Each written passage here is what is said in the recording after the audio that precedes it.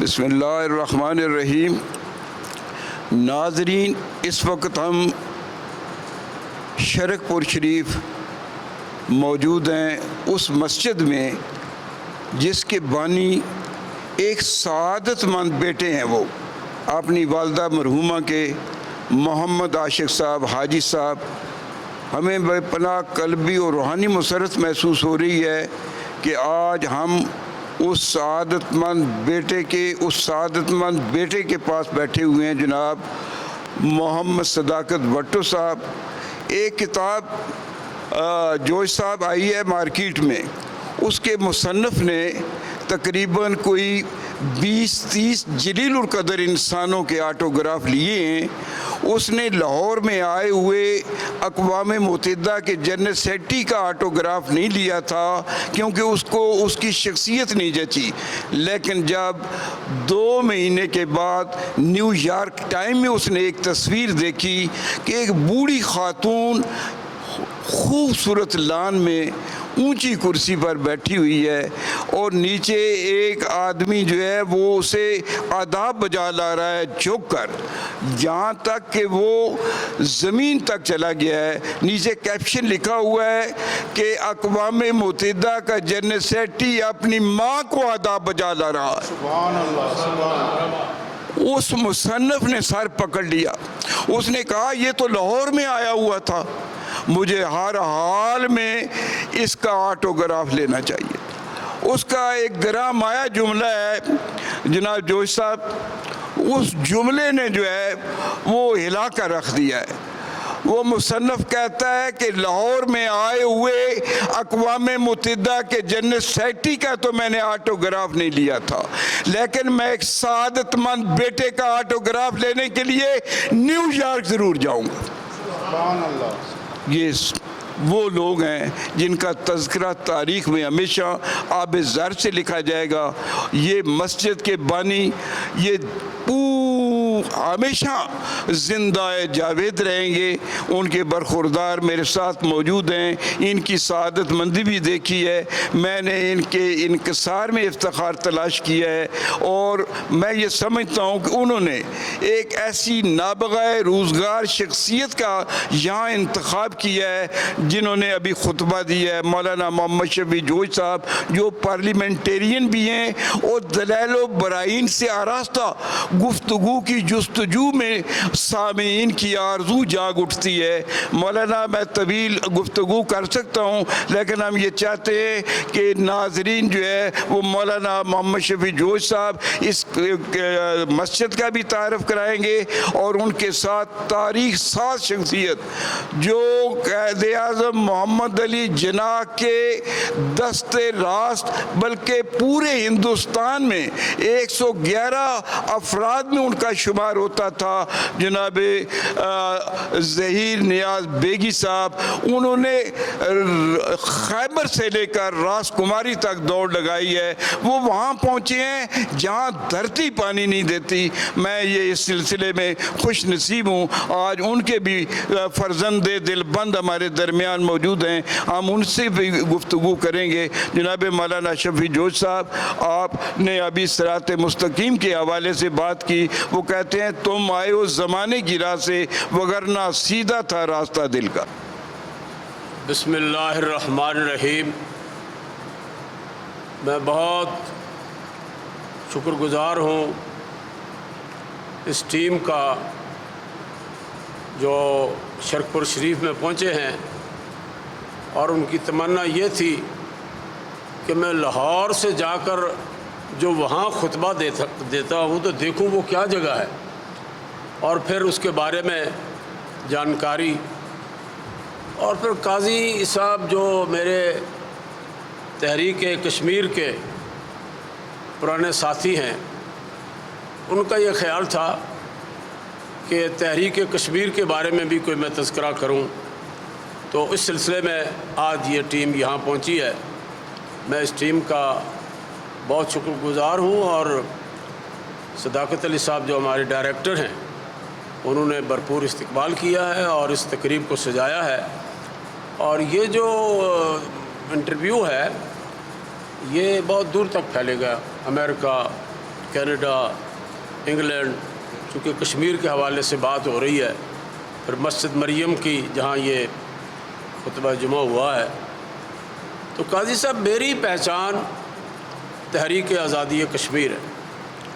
میرے والد مولانا محمد اعظم تحریک آزادی ہند، تحریک پاکستان اور تحریک آزاد جموں و کشمیر کے گولڈ میڈلسٹ ہیں، گولڈ میڈلسٹ۔ ان کو صدر پاکستان نے یہ تمغہ عنایت فرمایا کہ انہوں نے تحریک پاکستان اور آزادی کشمیر میں جو بے پناہ خدمات انجام دی ہیں، تو میں نے اس گھر میں آنکھ کھولی جو آزاد جموں و کشمیر کی وادی بناہ مجوال شریف، میرے والد مولانا محمد اعظم، ان سے کچھ تعلیم حاصل کی، پھر لاہور آ کے جامعہ نعیمیہ میں کچھ سال لگائے، دورہ حدیث مکمل کیا، پھر مجاہد اول سردار عبدالقیوم خان جو کشمیر کے بہت بڑے لیڈر تھے، انہوں نے مجھے حکم دیا کہ تم لاہور ہی بیٹھ جاؤ، کیونکہ تم نے کیا مولوی بن کے کرنا ہے، زمیندار آدمی ہو، تو بڑا کام ہے، لاہور میں تحریک آزادی کی بات کرو۔ پاکستان کی تحریک کا مرکز بھی لاہور تھا، تو تحریک آزادی کشمیر کی آواز بھی لاہور ہی سے اٹھنی ہے، تو آپ ادھر بیٹھ جاؤ۔ میں 1965 سے اب تک لاہور میں بیٹھا ہوں، اور جو میری ڈیوٹی مجاہد اول سردار محمد عبدالقیوم خان نے لگائی تھی اپنے عظیم والد مولانا محمد اعظم کی ہدایت پر، وہ پوری کرنے کی کوشش کر رہا ہوں۔ اور وہ کوشش یہ ہے کہ آزاد جموں و کشمیر اور اس کا دوسرا بڑا حصہ مقبوضہ جموں و کشمیر، یہ سارا جموں و کشمیر پاکستان کے نقشے پہ دیکھیں تو پاکستان کا سر بنتا ہے۔ اس کو پاکستان کی شہرک کہا ہے، بانی پاکستان قائد اعظم محمد علی جناح نے۔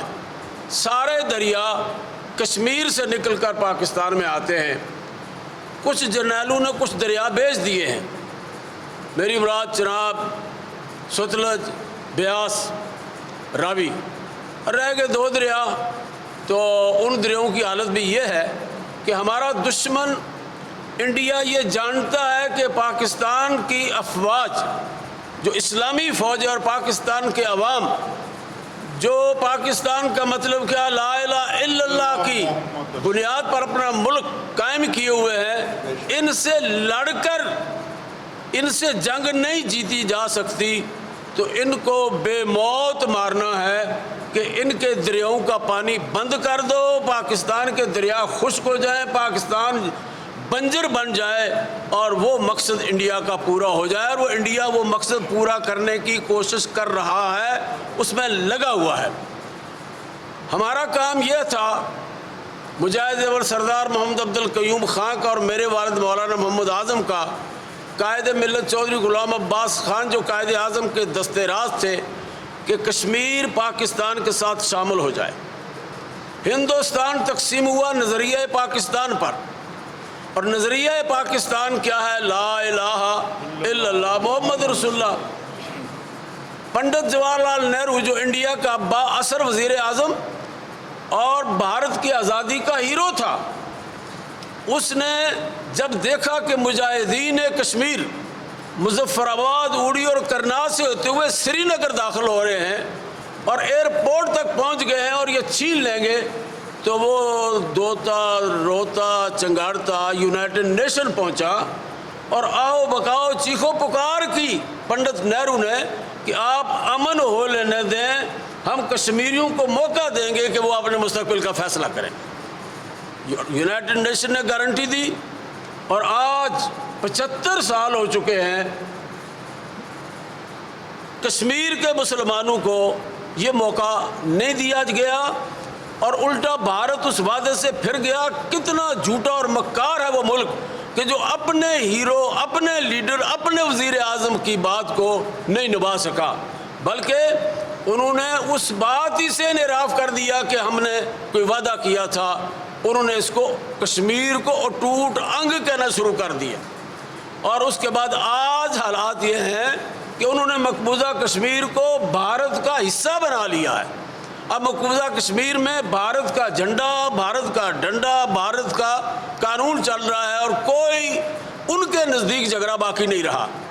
اور ہماری حالت یہ ہے کہ ذوالفقار علی بھٹو کے زمانے سے لے کے کبھی جناب کوئی بات ہو رہی ہے، کبھی کوئی بات ہو رہی ہے، پرویز مشرف آ جاتا ہے تو کوئی بات کرتا ہے۔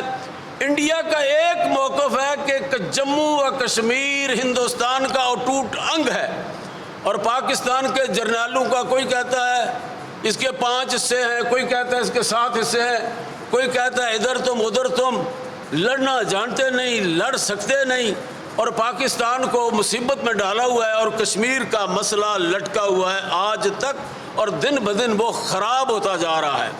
قاضی صاحب آپ مجھے پوچھتے ہیں کہ اب کیا ہوگا؟ اب ہونا کیا ہے؟ جو حشر پاکستان کے ساتھ پاکستانی سیاستدان کر رہے ہیں، اور جس طرح کی سر پھٹول آپس میں ہو رہی ہے، اس کے بعد کشمیر کس کو لینا ہے، کس لیے لینا ہے، کدھر کشمیر نے آنا ہے؟ کشمیر تو آتا پاکستان کے ساتھ، جو ایک مضبوط مسلمانوں کی حکومت ہوگی۔ اس کو تو لالے پڑے ہوئے ہیں، اس کو تو IMF سے قرض لانا ہے، ادھر سے لینا ہے، ادھر سے لینا ہے۔ ایک مضبوط پاکستان کشمیر کی آزادی کی ضمانت ہے، اور کشمیر تحریک پاکستان کا، پاکستان کے استحکام کی ضمانت ہے۔ کشمیر پاکستان کی شہرگ ہے، کوئی باغیرت قوم اپنی شہرگ دشمن کے قبضے میں دیکھنا پسند نہیں کرتی۔ میں لاہور میں بیٹھ کر مسجدوں میں، مدرسوں میں، پبلک جلسوں میں قائد اعظم چودھری غلام عباس خان، مجاہد اول سردار عبدالقیوم خان اور اپنے عظیم والد مولانا محمد اعظم کی دعوت اور وہ پکار سنا رہا ہوں کہ اے اہل وطن، پاکستانیوں، کلمے پر متحد ہو جاؤ، کعبے پر متحد ہو جاؤ، نبی کی ذات پر متحد ہو جاؤ، کیونکہ تمہارے اتحاد میں کشمیریوں کی آزادی کی ضمانت ہے۔ مضبوط پاکستان کشمیر کی آزادی کی ضمانت ہے، اور کشمیر نے آزاد ہونا ہے، پاکستان کے ساتھ شامل ہونا ہے۔ اب ایک ہی سہارا رہ گیا پاکستان کا، وہ ہے پاکستان کی بہادر افواج۔ باقی کوئی پارٹی ایسی نہیں ہے جو پاکستان کو بچا سکے۔ مجھے امید ہے کہ موجودہ افواج پاکستان کا سربراہ CNC میری یہ پکار اور قوم کی یہ پکار سنے گا کہ وہ سب سیاستدانوں کو سیدھا کرے، کرپشن کے خاتمے کے لیے سیدھی ننگی تلوار کرے۔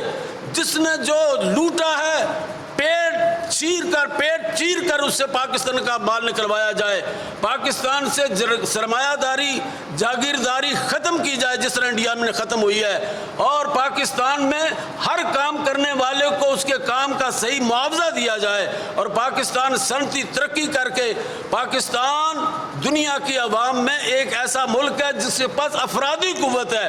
ہم یہاں سے جا کر سارے دنیا میں ترقی کی منازل طے کروا رہے ہیں، اور اپنا ملک تباہ و برباد ہو رہا ہے۔ آؤ ہم سب مل کے مسجد مریم شرک شریف سے یہ آواز میں اٹھا رہا ہوں کہ پاکستانیوں، یاد رکھو، اگر تم نہ بدلے تو تاریخ تمہیں معاف نہیں کرے گی، تمہارا نام تک نہ ہوگا داستانوں میں۔ متحد ہو جاؤ، ایک کلمے پر پاکستان کی بقا کے لیے قسم کھا لو، اور لوٹ مار کرنے والوں سے نفرت کرو۔ جس کا آپ کو پتہ ہے کہ اس نے لوٹ مار کے اس کو ووٹ مت دو۔ میں ایک جمہوری آدمی ہوں، لڑائی بڑائی کا قائل نہیں ہوں۔ ووٹ سے پاکستان بنا تھا، ووٹ سے پاکستان قائم رہے گا، رائے شماری سے کشمیر آزاد ہوگا۔ پاکستان میں جتنی جمہوریت مستحکم ہوگی، اتنا پاکستان کی قسمت تیز ہوگی۔ میں قاضی صاحب آپ اور آپ کی ٹیم کا شکریہ ادا کرتا ہوں کہ آپ یہاں تشریف لائے۔ یہ مسجد مریم مسلمانوں کی عبادت گاہ ہے، عبادت کی اجازت ہے یہاں ہر ایک مسلم کو۔ یہ مسجد ہے نہیں میری، یہ مسجد کبریا کی ہے، کوئی فرقہ واریت نہیں، کوئی پارٹی بازی نہیں، کوئی سیاست نہیں۔ اللہ اکبر اور محمد رسول اللہ کا دین یہاں پیش کیا جاتا ہے۔ حاجی محمد عاشق جو میرے بزرگ دوست ہیں، انہوں نے مجھ پہ اعتماد کیا اور اتنی شاندار عبادت گاہ بنا دی۔ میں حسب توفیق یہاں آ رہا ہوں، یہ مجھے وہاں سے لاتے ہیں، یہاں سے واپس چھوڑتے ہیں۔ ایک عرصے کی بات ہے، یہ ان کی ہمت ہے، ان کی مسجد سے محبت ہے۔ صداقت صاحب کی اپنی دادی سے اپنے والد کے قائم کی اس عرصے سے محبت ہے کہ مجھے لاتے اور چھوڑتے اور یہ سلسلہ جاری ہے۔ آپ نے دیکھا کہ اس مسجد میں سکون ہے، دلی سکون ہے، دماغی سکون ہے، کیونکہ یہاں قرآن کا نور ہے، حدیث کا نور ہے، نبی کا نور ہے، اسلام کا نور ہے، ایمان کا نور ہے، اور سب مسلمان نمازی آپس میں بھائی بھائی ہیں، اور ہم مل کر یہ ٹیم کام کر رہی ہے، جس میں میرے ادھر بیٹھے ہوئے بھی اور میرے اس طرف بیٹھے ہوئے بھی ایک ٹیم ورک ہے جو حاجی محمد عاشق صاحب کی سرکردگی میں ہم یہ شمع روشن کیے ہوئے ہیں۔ اس کا مقصد پاکستان میں دین کو فروغ بھی دینا ہے، پاکستان میں اخوت اسلامی کو فروغ دینا ہے، پاکستان کو روحانی پاکستان بنانا ہے، تاکہ کشمیر آزاد ہو کر اس کے ساتھ شامل ہو جائے۔ اس لیے کہ پاکستان کا مطلب کیا؟ لا الہ الا اللہ محمد رسول اللہ۔ کشمیر بنے گا پاکستان، پاکستان زندہ باد۔ ادیب کا قلم ہو یا خطیب کی نوا، قوت عمل سے خالی ہو تو وہ صدا سیراب صحرا ثابت ہوتی ہے۔ آج اس دشت جگر تاب کی خاموش فضا میں کسی ایسے نعرہ قم بِإِذْنِ اللَّهِ کی ضرورت ہے جو خوابیدہ اور نیم مردہ روحوں کو حیات اجتماعی کے راز سے آشنا کر سکے، جو ٹوٹے ہوئے دلوں کو جوڑنے کا گر سکھائے، جو منتشر قوموں کو ایک مرکز یقین فراہم کر سکے۔ یقین ہمیشہ صدیق پیدا کرتا ہے، شکوک و شبہات نے ہمیشہ ابو جال پیدا کیے ہیں۔ آج ہمارا برقی ذرائع ابلاغ پر جھوٹ کے انبار لگے ہوئے ہیں۔ سچی بات یہ ہے، یہ جو برقی ذرائع ابلاغ ہیں یہ بہترین مطلب یہ ہے کہ لوگوں کی تربیت گاہ ہے۔ اس سے بڑا مطلب میں سمجھتا ہوں کہ مبلغ بھی کوئی نہیں ہے۔ اور ہم نے انگور کھانے ہیں، انگوروں میں سے شراب نہیں نکالنی ہے۔ سبو اپنا اپنا ہے، جام اپنا اپنا۔ مثبت سوچ سے مسلح یہ لوگ یہاں تشریف فرمائے ہیں۔ جناب ظہیر نیاز بیگی صاحب کا نام نامی اس میں گرامی ہماری تاریخ میں آب زر سے لکھا جائے گا۔ ان کے فرزند دل بند، ان سے بھی ہم گفتگو کریں گے۔ اور حقیقت یہ ہے کہ اس مسجد کے سعادت مند بیٹے حاجی محمد عاشق صاحب اور ان کے سعادت مند بیٹے میرے درمیان موجود ہیں، وہ آپ سب کا ہمارا شکریہ ادا کریں گے۔ انہوں نے اتنی خوبصورتی سے ہماری میں سمجھتا ہوں خوشبو کی طرح پذیرائی کی۔ مولانا محمد شفیع جوش صاحب، ان کا حقیقت یہ ہے کہ کردار جو ہے وہ چراغ حق کی طرح روشن ہے۔ یہ یار خاطر لوگ ہیں، بار خاطر نہیں ہیں۔ انہوں نے ہمیشہ جو ہے لوگوں کی بھلائی کے لیے کام کیا ہے۔ نیکی کی یہ آب جو اس یہاں بھی بہہ رہی ہے، اس کے حوالے سے ان کے سامنے پھولوں کے گجرے نہیں، المناک شیرے بھی ہیں، موتیوں کی مالائیں نہیں، آنسوؤں کے تار بھی ہیں، ریشمی لبادے نہیں، چیتڑے بھی ہیں، دعائے سحر گائی نہیں، نالا ہائے نیم شبی بھی ہیں، ہمالہ صرف محلات نہیں، فغاں بلا جھونپڑے بھی ہیں۔ مولانا شفیع جوش کا دل جو ہے وہ دکھی انسانیت کے لیے لبریز ہے۔ اور حقیقت یہ ہے کہ اس وقت سری نگر کے چناروں میں جو آگ لگ چکی ہے وہ اب شعلہ جوالہ بن چکی ہے۔ اب ان آزادی کے شعلوں کو سرد نہیں کیا جا سکتا، اور وہ وقت دور نہیں ہے جب کشمیر آزاد ہوگا اور وہ پاکستان کے ساتھ ہوگا، کیونکہ اس کی وجہ یہ ہے کہ ان کی پوری خواہش جو ہے پاکستان کے ساتھ ہے۔ میں اس سلسلے میں زیادہ اپنا لب کشائی کرنا نہیں چاہتا، کیونکہ ہمارے درمیان بہت بڑے باپ کے بہت بڑے فرزند دل بند ابن ظہیر نیاز بیگی موجود ہیں۔ یہ میرے لیے بہت سعادت ہے ٹی وی تشریف لائی ہے، اور مجھے ساتھ ملے۔ میں ظہیر نیاز بیگم تو عرض کروں، ظہیر نیاز بیگی صاحب میرے والد محترم تھے اور ایک عظیم ذمہ دار گھرانے سے تعلق رکھتے تھے۔ تعلق ان کا نیاز بیگ ٹھوکر سے تھا، لیکن ان کی والدہ موجود رہی، والد صاحب فوت ہو گئے، بہن بھائی سارے فوت ہو گئے، چاچی اللہ پیارے ہو گئے۔ اس کے بعد انہوں نے والدہ نے حکم کیا کہ مجھے بھائی شرپور دفنانا ہے، میری ادھر آپ نے رہائش بھی ادھر رکھنی ہے، لہٰذا ان کے کہنے پر وہ زمینیں بھی چھوڑ دیں، ویلیاں بھی چھوڑیں اور شرپور آ کے آباد ہو گئے۔ ظہیر نیاز بیگی نے अपना तहरीक पाकिस्तान के दौरान जो नुमाया किरदार अदा किया वो तहरीक पाकिस्तान गवाह है। उन्हें तहरीक पाकिस्तान गोल्ड मेडल मिला नवाज शरीफ की तरह। वज़ीर नवाज शरीफ ने गोल्ड मेडल दिया, पहला गोल्ड मेडल, और दूसरा गोल्ड मेडल दिया सुप्रीम कोर्ट बार के सही पीर सी कलीम शोसा साहब ने दिया वो सुप्रीम कोर्ट बार की तरफ से। वो मेरे पास दोनों गोल्ड मेडल मौजूद हैं। और मैं समझता हूँ कि ज़हीर नियाज़ी की जितनी खदमात हैं वो कम लोगों को नसीब हुई है जिन्होंने कायद उनके सिद्धार्थ में पढ़ा, अल्लामा इकबाल से पढ़ा था, नवाब बहादुर शाह, मुसलमान नदवी, बेशुमार तो जो हिंदुस्तान के थे उनके सिद्धार्थ में पढ़ते रहे। और उनको एक शरफ हासिल है ज़हीर नियाज़ी के गोल कि उन्होंने सरदार आब्दा निस्तर ने जो गवर्नर पंजाब पाकिस्तान थे उन्होंने गुजरात के जलसे में शायर तहरीक पाकिस्तान खिताब दिया। और दूसरी मरतबा फिर उन्होंने पेशावर में दिया कि ज़हीर नियाज़ी की बहुत वो शख्स है जिन्होंने कहते कोई जलसा कोई ऐसी तहरीम नहीं छोड़ी जिन्होंने साथ नहीं दिया। दामे दिल में सुखनों का साथ दिया, चाहे हिंदुस्तान था जो पाकिस्तान था। और उनको उनकी खिदमत के सिले में ये गोल्ड मेडल मिला। लेकिन अफसोस के साथ उन्हें गवर्नमेंट की तरफ से कोई तमगा कोई वगैरह दिया गया। मैं इस गल में मुझे अफसोस हुआ है। ये गोल्ड मेडल मिला सिर्फ मजीद निज़ामी साहब के कहने पर, और दूसरा गोल्ड मेडल मिला पीर कुली अहमद पर। लेकिन गवर्नमेंट की तरफों से कोई ऐसा इज़हार नहीं मिला जिन लोगों इन लोगों ने यानी मायार के मुल्क अपने ते मरदा कोई ते मुफ्त कहती दे तुमा खान पीनू पापर से तौड़ बनावे जिम्मा। वो मौलाना जफरी का शेर है कि नौ रंगिए सियाते दौरान देखिए मंजिल होने मेरी जो शरीक सफ़र में थे। ज़हीर नियाज़ी उन लोगों में से। अली ने एक शेर में पूरा इंसानियत का मंशूर वो बयान किया है। वो कहते हैं कि नाम चाहता है तो फैज़ के असबाब बना, पुल बना, चाह बना, मस्जिद व तालाब बना। अब ये सारा शेर जो है मैं ये समझता हूँ उस सादतमंद बेटे पर जो है वो आता है जिन्होंने ये मस्जिद बनाई है। और मैं ये समझता हूँ कि सुबह क़यामत तक इस ख़ानदान का नाम जो है वो ताबिंदा और दरख्शिंदा रहेगा। इतने आली ज़रफ़ लोग हैं।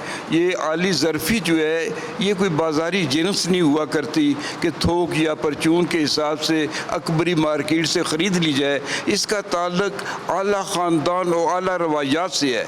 इनकी रवायात ये हैं कि एक देखो मौलाना मोहम्मद शफी जोश साहब को ये वहाँ से लाते हैं और वहाँ छोड़ कर भी आते हैं।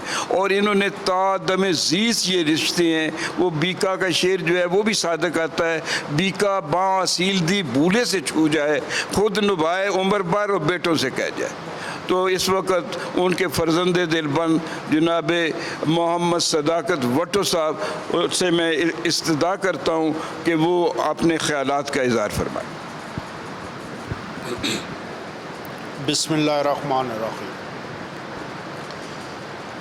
मैं तमाम शरकपुर की अजीम हस्तियों का, अजीम लोगों का, मोतबर लोगों का, नेक लोगों का शुक्रिया अदा करता हूँ।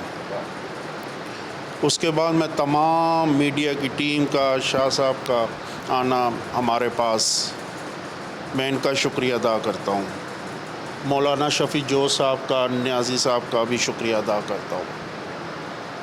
मुख्तसर जी बात करूँगा, ज़्यादा टाइम नहीं लूँगा। नियाज़ी साहब की बात से ही शुरू करता हूँ कि कतरा कतरा समंदर बनता है।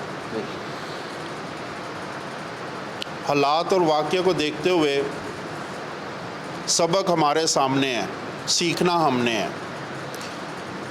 मेरे मरहूम हाजी मोहम्मद दादा जान हाजी रहमत अली साहब, उनकी जोज़ा मरियम बीबी साहब, अल्लाह ताला उनको जन्नत में जगह दे। उनका वक्त था, बीमारी की हालत में थे, हज करके आए थे पाकिस्तान। तो रात को एक ख्वाब देखा छोटा सा कि मैं दुनिया के लिए कुछ करूं। अब दुनिया के लिए कुछ करना, कोई वज़ीर बनता है, कोई रखवाला बनता है, कोई चौकीदार बनता है, सारे मामलात होते हैं। कशमकश थे, नेक बंदे थे, कुरान का हिफ्ज़ करते थे। मस्जिद की सोच आई उनको एक ख्वाब में। 2 मरले से उन्होंने ज़ाती अपनी जगह पे मस्जिद शुरू की। पैसे नहीं थे, ख्वाब तो देख लिया, तामीर करना है, वक्त कम है। उनको भी अपनी उम्र का अंदाज़ा था। तो ज़ाहिर है दिलों के राज सबसे पहले जोज़ा ही जानती है। बात हुई कि कहाँ से शुरू करें। نہیں تھے پیسے، نہیں تھے وسائل، زمیندار تھے، سیلف میڈ بندے تھے. ہماری دادی جان نے اپنی چوڑیاں اتاری اور ان کو دے دی. یہ بنیاد ایک نیکی کی بنیادوں سے رکھی گئی ہے. میں ان کا بہت شکر گزار ہوں کہ ہمیں اس لائق بنایا. حاجی محمد عاشق صاحب اس لائق ہوئے ہیں. ایک زمیندار سے کسان کے بچے ہوتے ہوئے، محنت کرتے ہوئے، گرم خون اور نیک لوگوں کے ساتھ وہ مشورے کرتے رہے اور معاملہ زندگی آج یہاں پہ کھڑی ہے. یہ 3 مرلے سے مسجد جو ہے آج آباد ایک کنال پہ ہوئی.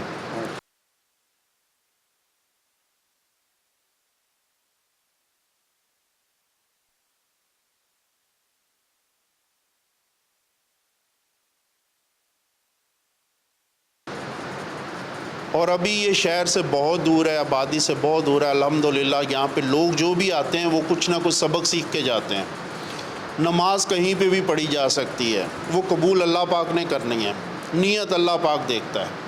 مگر یہ مدرسہ، یہ درس، یہ ایک ایسا حقیقت کا بیان ہے. دروازے کھلے ہیں، کسی کو کوئی بھی سوال ہو، کوئی بھی جواب ہو، دین سے ہٹ کے وہ مولانا صاحب حاضر ہیں. وہ بچوں کو، نمازیوں کو اس طرح ٹریٹ کرتے ہیں کہ جیسے اپنے بچے ہوتے ہیں. میرا ان کے ساتھ اسی مسجد سے ایک جوڑ بنا ہے. بہت عظیم ہستی ہیں، میرے بزرگ ہیں، حضرت صاحب ہیں، مگر میرے ساتھ ہمیشہ انہوں نے دوستانہ ماحول رکھا. اور آج والد حاجی محمد عاشق صاحب نے اپنے اس حصے کی زمین جو ہے 1 کنال مزید جو ہے وہ وقف کی ہے، تاکہ کوئی بھی خاندان کا فرد اس میں اپنی خدمت دے سکے، اپنے خیالات رکھ سکے، دین کو پھیلا سکے. اور جناب حاجی محمد رحمت علی صاحب کی جتنی بھی سوچ ہے اس کو کامیابی کے ساتھ لا سکے. کہنے کو تو بہت کچھ ہے، انشاءاللہ ملاقات بھی ہوگی، وقت بھی چلے گا تو بہت کچھ ساری چیزیں آپ کے سامنے ہوگی. فی الوقت وقت کو تقاضا دیکھتے ہوئے میں سارے تمام شرک پور شریف، تمام کشمیر، تمام اہل و عیال، تمام میڈیا کا بہت بہت شکریہ ادا کرتا ہوں. بھٹو صاحب، میں بتانا چاہتا ہوں کہ لاہور میں ہمارا ایک رحمان فاؤنڈیشن ہے. وہ تقریباً کوئی 10 کے قریب یہ گردوں کے مریضوں کے مفت وہ ڈائلسس کرتے ہیں. ہماری یہ استدعا ہوگی کہ کبھی مولانا شفیع جوش صاحب کی معیت میں اور ان کی نیت میں ہم جو ہے ایک قافلہ یہاں سے جائے، وہ ضرور دیکھے. اور وہ ڈاکٹر وقار احمد نیاز ہیں، اللہ نے اتنی شفا دی ہے ان کے ہاتھ میں کہ امریکہ نے انہیں طلب کر لیا ہے. انہیں بتایا ہے کہ آپ کے پاس وہ کون سی گدڑ سنگھی ہے کہ آپ ڈائلسس روک دیتے ہیں. تو یہ 15 دن وہ رہ کر آئے ہیں اور انہوں نے کہا کہ ہمیں یہ نسخہ دے دیں تو ہم جو آپ کہتے ہیں آپ کے پاکستان کے لیے. انہوں نے اب جون میں انہیں بلا لیا ہے اور 50 کے قریب جو پیشنٹ جو ٹھیک ہوئے ان کا بھی انہوں نے ویزا بھی بھیج دیا ہے اور وہ ان کے لیے ٹکٹ بھی. اور اس سلسلے وہ یہ قافلہ وہاں جا رہا ہے. یہ دیکھیں جی، یہ بہت بڑی، میں یہ سمجھتا ہوں مولانا شفیع جوش صاحب کے وہ اپنا، میں نے پچھلے دنوں انہوں نے آنا تھا تو انشاءاللہ آپ کی توسط سے پہلے یہ وہاں وزٹ کریں گے. تو جناب صداقت بھٹو صاحب، ہم آپ کے بے پناہ ممنون ہیں. جناب طارق صاحب آپ کی ممنون ہیں، آپ کی میزبانی، اور یقین جانیے کہ ہمیں بڑی خوشی ہوئی ہے یہاں علامہ اقبال تشریف لائے، وہ جن کی فکر کے بغیر یہ پاکستان دور دور تک ایک صحرا ہی صحرا ہے. وہ ہر جلوے میں کلیم، شعلے میں خلیل، غبار میں سوار، مشت خاک میں پارہ الماس، جسد خاکی میں انگارہ، خاکستر میں چنگاری اور چنگاری میں فروغ جاوداں ڈھونڈتا ہے. محسن بھٹی کیمرہ مین کے ساتھ منشا قاضی، Muhiban Pakistan, T V channel, شرک پور شریف.